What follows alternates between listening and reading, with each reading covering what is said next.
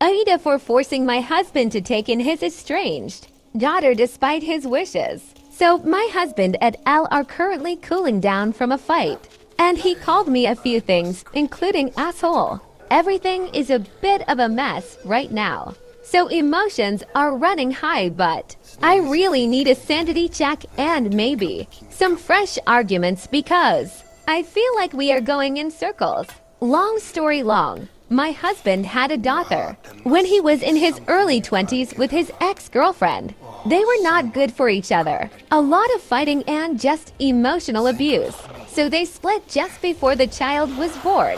He has been very open about this in our relationship and how he regrets not taking more care to not get her pregnant because they were young and immature and stupid. He never really got to build a relationship with his daughter. Her mother would just keep the kid from him and made it clear that she did not want him in their life. He has paid child support the whole way through, but it has been uphill for our entire relationship. When we met, my husband had matured greatly and was eventually ready to start a family. So I have seen a bit from the sideline. When our first child was born, his ex went for more child support because if he can afford a new kid, he can afford to pay up. She's always being super nasty in any conversation they might have.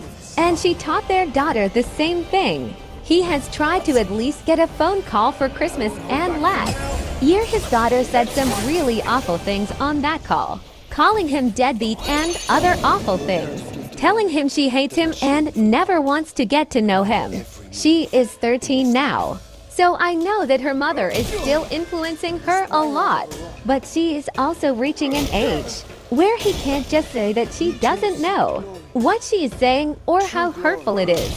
So my husband has basically given up trying.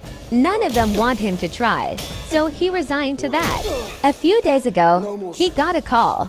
The core of it is that his daughter told a teacher that she was being thawed at home. CPS showed up and her mother split, disappearing.